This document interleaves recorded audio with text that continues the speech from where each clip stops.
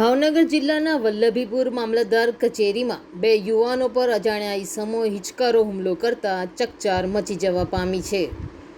વલ્લભીપુર મામલતદાર કચેરી ખાતે હાલ મુંબઈ રહેતા અને મૂળ પાણવી ગામના મહેશકુમાર મહેતા અને સંજયભાઈ મહેતા નક્ષત્ર પ્રમાણે વૃક્ષારોપણ કરવા મામલતદારને આમંત્રણ આપવા માટે આવ્યા હતા.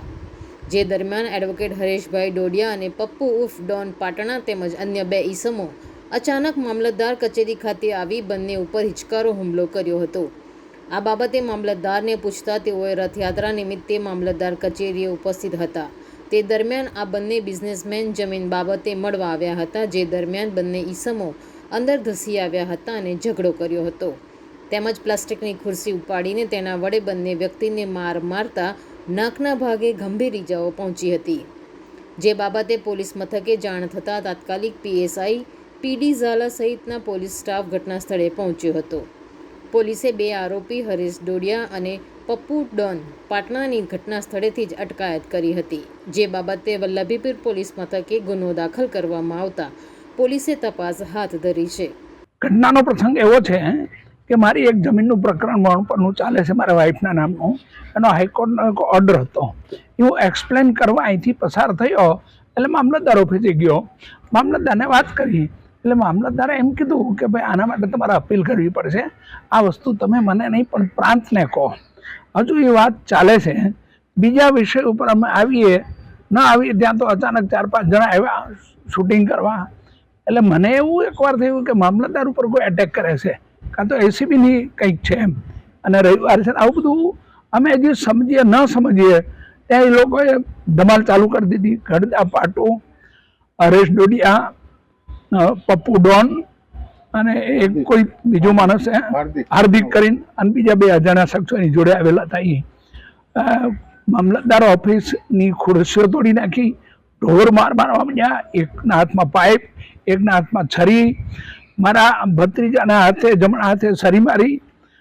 એની એક વેઇન ફાટી ગઈ છે. મને પણ માર માર્યો. ખુલ્લે આમ દાદાગીરી એક એક્ઝિક્યુટિવ મેજિસ્ટ્રેટની ઓફિસમાં, એના કમ્પાઉન્ડમાં, એના હોલમાં અને સરકારી પ્રોપર્ટીની નુકસાન કર્યું, તોડફોડ કરી. હરેશ ડોડિયા વ્યવસાય વકીલ છે. એની એક સિન્ડિકેટ ગેંગ ચલાવે છે પેરેલલ. એ લોકો એની પર હુમલો કરે, એને કોર્ટમાંથી છોડાવે, કારણ કે કાનૂનની એને ખબર છે, બીજાને નથી ખબર. એટલે આવી એક નવયુવાનની ટીમ તૈયાર કરે.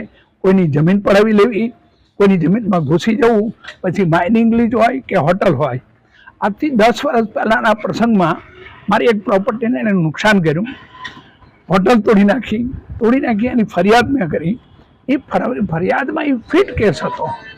હું મુંબઈ મુકામે રહું છું. અહીંયા હું વારંવાર આવતો તો એણે એવું મને કીધું કોર્ટમાં કે 2005ની મેટર ચાલે છે, તમારી તો 13ની છે, એટલે ટાઈમ લાગશે અને તમને સમન્સ બચશે. બીજો એટેક હમણાં મારી માઇનિંગ લીઝ ઉપરનો એણે કર્યો, મારા ભાગીદાર સાથે મળી અને મારા ફેમિલી ઉપર એટેક કર્યો. એની ફરિયાદ પણ ચાલે છે. એક મારા બ્રધરની એપ્લિકેશન છે પોલીસ સ્ટેશનમાં.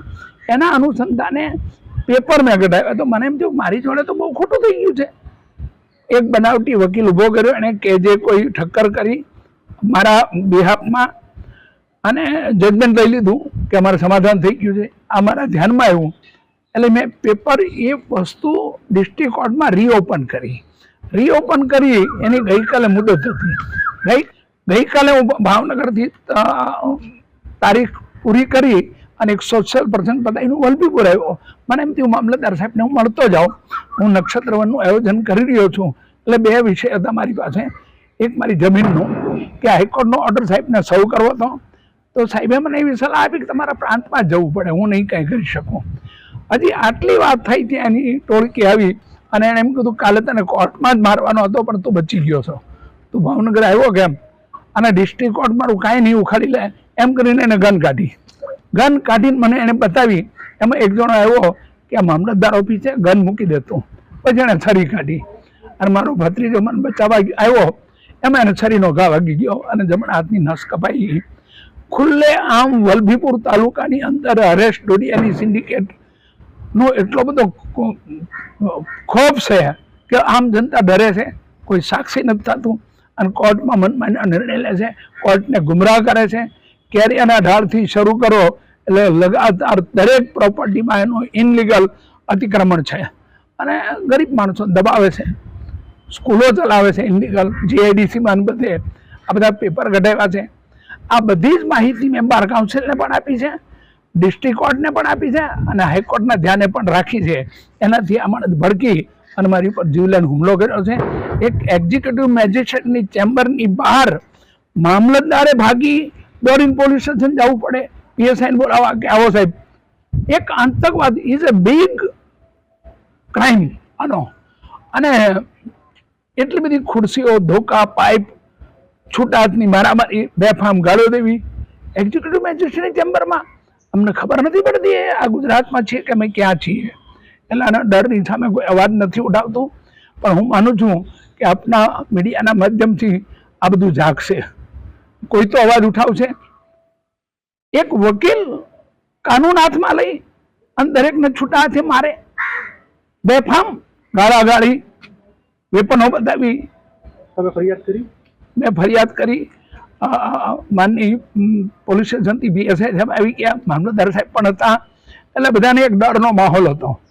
ફરિયાદ કરી છે. આગળની કાર્યવાહી પોલીસ શું કરે છે એ સમય ઉપર છે. સાડી બીજ હતી તો અમે અમારી ઓફિસમાં હાજર હતા, બરાબર. અત્યારે બીજના કારણે અમે હાજર હતા. એ દરમિયાન અરજદાર આવેલા. અરજદાર આવીને કે સાહેબ અમારી નોંધ ના મંજૂર થઈ છે, ખરેખર હાઈકોર્ટનું આ રીતનું એમ જજમેન્ટ છે. તો એની અંદર એવું હતું કે ભાઈ અમારા જે અધિકારી જે નિર્ણય લીધો એને સામે તમારે કંઈ વાંધો હોય તો અપીલ કરી શકો છો. બરોબર.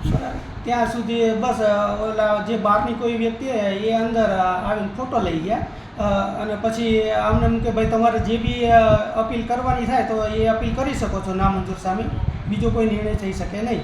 એ બહાર ગયા. બહાર પછી મને ખ્યાલ અષાઢી બીજ હતી તો હું મારી કચેરીમાં હાજર.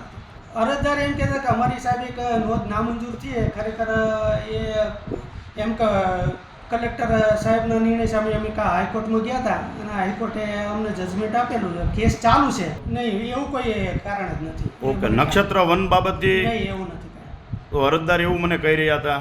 નહીં, મને એવું કંઈ નહીં. મને તો બસ આ એક નોંધ નામંજૂર થઈ હતી એ સાહેબ એના વિશે કહેવા. ઓકે. નહીં, હું તો અંદર કચેરીમાં જ હાજર. Bureau report TV9 Gujarat, Ahmedabad. જોતા રહો TV9 ગુજરાત, નિર્ભય, નિષ્પક્ષ, નિરંતર.